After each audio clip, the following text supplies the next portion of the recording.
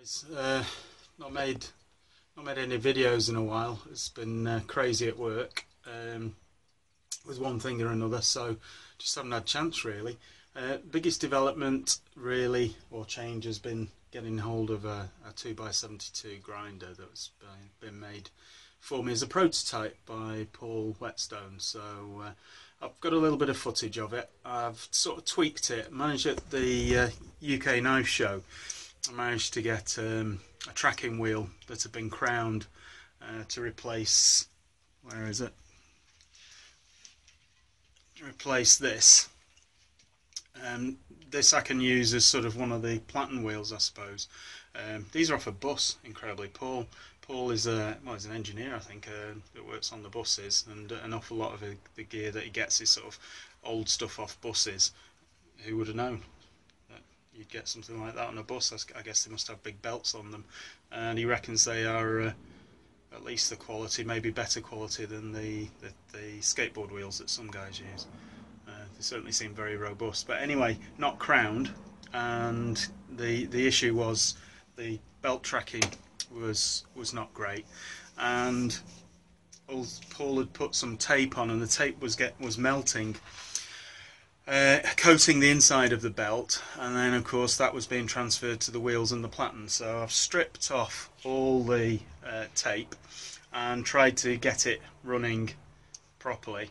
I'm not going to say it's there yet. I'll just show you. I'll switch this camera around if I can. Where's it gone? Okay, so that's the drive wheel, which did have tape sort of in the centre to essentially crown it, really. And the tracking wheel, which was this one, sat here again with insulation tape. Electrical insulation tape around the centre to act as a form of crown for tracking. So you can see there's a slight crown on this. It's not been easy. I mean, that actually is the wrong thread, so at the moment it's just sat there and bolted. I need to get a new piece here and rethread it. I've put a handle on just to make it easier to pull down and smooth these edges off. I need to think about making a permanent work surface, a metal one really.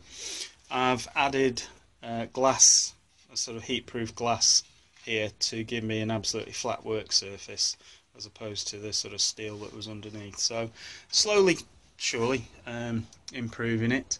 You know, obviously I looked at the sort of professional versions at the Bushcraft show, and this is a prototype. We have to recognise that this is work in progress, and improvements will be made. It's got a fixed speed motor, so there's an area that could be thought about. Could get a 3-phase variable speed motor at some point. Right, okay, that's going to be the last time you see the old shed. That's been bought now and will be going, and my new workshop has now arrived, and that will soon be going up, or certainly in the next few weeks.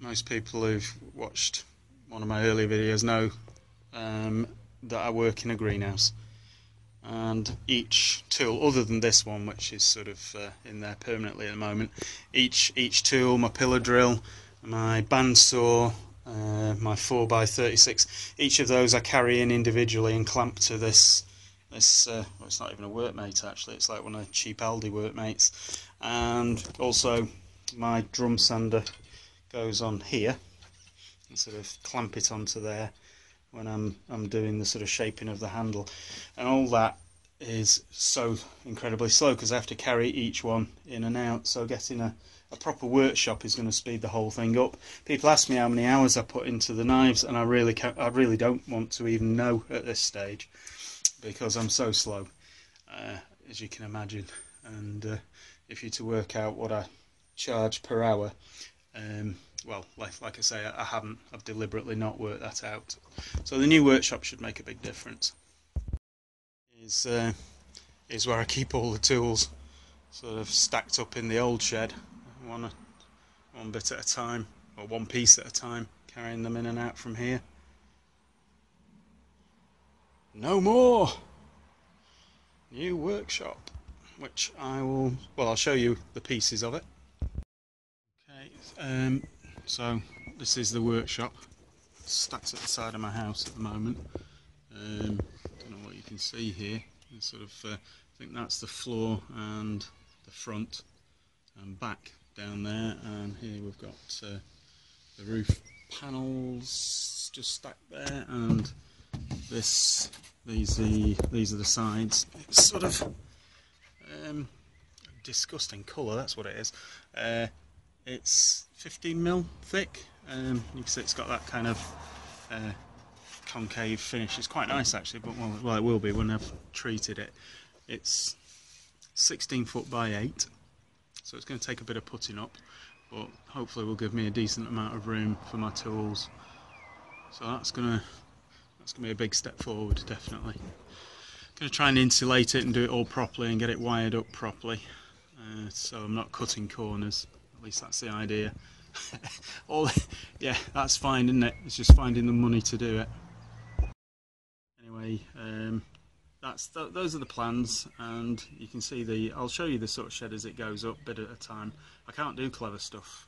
Well, I've never tried anything like time lapse, although my wife's just bought one of those wildlife cameras, and I've noticed that does time lapse, so maybe I could set that up. I might have a look into that. It'd be quite cool being able to see the shed going up with time lapse. Well, it might be. It depends how long it takes me to put the shed up. It might have to be a very long time lapse. Okay, right. Well, I'll keep you up to date anyway. So I'll see you next time, guys.